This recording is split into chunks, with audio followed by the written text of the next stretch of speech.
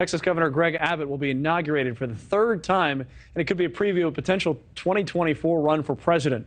The governor will lay out his top priorities heading into his new term, and Allie Bradley is live this morning with a breakdown of what we can expect. Allie, I'm guessing he's going to mention the border.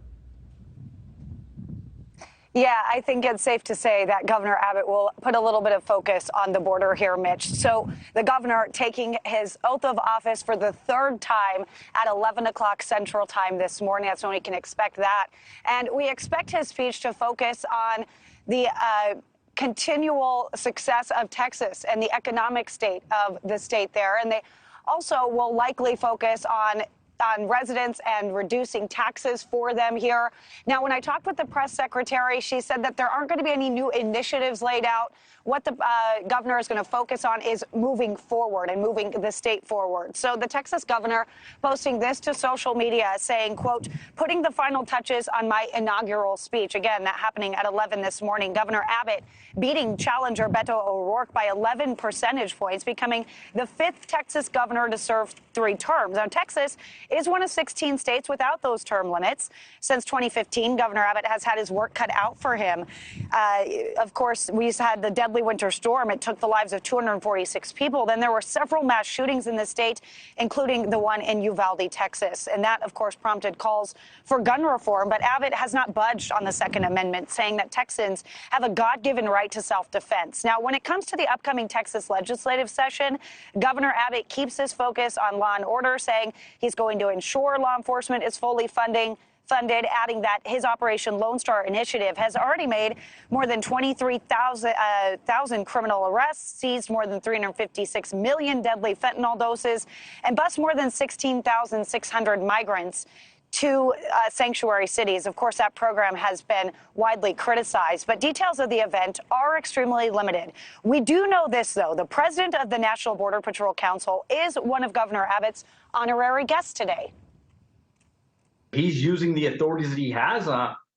He's using his attorney general. He's using all the attorneys that are in his office to look at this matter, to say, what can we do from a state level that the federal government isn't doing? And, you know, can we cross that line? Can we blur that line to better effectuate border security? And that's everything that he's been doing. So I really don't think there's a whole lot more that he could do.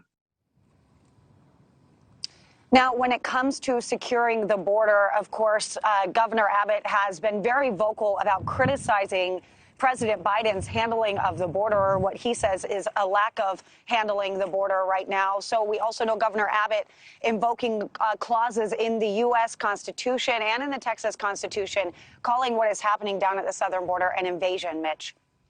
Well, Allie, I've heard that everything is bigger in Texas. How about inaugurations? Are we going to see some pomp and circumstance to outdo his previous 2 inaugurations? Yeah, I think a lot of eyes are on that one, right? Because in 2019, it's going to be hard to outdo, because between Governor Abbott and the inaugural committee, $5.3 million was spent. Now, most of it did come from donations from private donors. So that money was spent there on a myriad of things. We're talking candlelit dinners. We're talking about feasts of barbecue, a lot of different things. And headlining the events was country superstar George Strait. So this year, what we're looking at is a couple of things. We're going to see a prayer service that is going to take place prior to the swearing in. We have 10 local restaurants that are providing food for the luncheon tomorrow. We're talking about catfish, gumbo, and a whole lot of BBQ on the menu, but it's going to cost you $10 a head if you're going to eat at the luncheon. Inauguration Mass will follow, and then finally a celebration of Texas featuring Shane Smith and the Saints, Randy Rogers Band, and Parker McCollum.